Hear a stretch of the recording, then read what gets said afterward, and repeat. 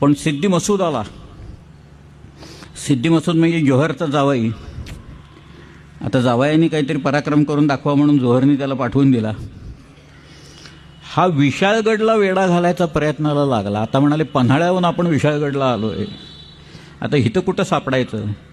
मग शिवाजी राजांची परवानगी घेऊन बाजीप्रभू वरनं उतरला खाली, विशाळगडावरनं खाली उतरला आणि विशाळगडच्या पायथ्याशी लढाई झाली. त्याच्यात सिद्दी मसूदचा पराभव झाला आणि त्याच्यात बाजीप्रभू त्या लढाईत पडला. तिथं खिंड आहे बारकी, अगदी छोटीशी खिंड आहे विशाळगड आणि मेनलँडच्यापासून.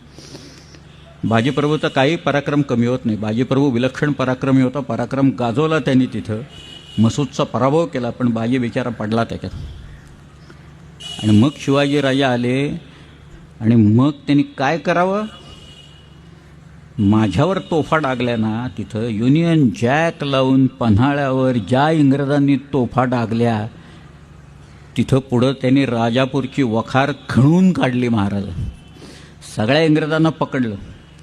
हेनरी रिव्हिंग्टनला तिथं आणून ठेवलेलं होतं की स्वतःच्या तोफा होत्या त्याला फॅक्टरीतनं बडतर्फ केल्याचं सगळं पत्र आलं होतं. त्याच्यावर तो बसला होता खुर्चीच्या खाली, गादीखाली ठेवून तो, आणि तो स्वतः तोफा भाड्याने देत होता सगळ्यांना तिथं. पण त्याला सुद्धा असा काही अडकवला, पुढं 3 महिन्यात गारद झाला तो, पर सुरतेला वारला सगळं. मुगाच्या डाळीचे खिचडे खाऊन काय होणार शेवटी यांचं सगळे, तिथं वारला तो त्याच्यात. पण हे सगळं जे आहे ते काही सामान्य राजकारण नाही आहे. तुम्हाला एक दूरदृष्टी लागते, ताकद लागते, पण अंदाज लागतो शत्रूच्या ताकदीचा, आणखी त्याच्या कमकुवतपणा कुठे हे जोखण्याचा अंदाज त्याला पूर्णपणे असावा लागतो.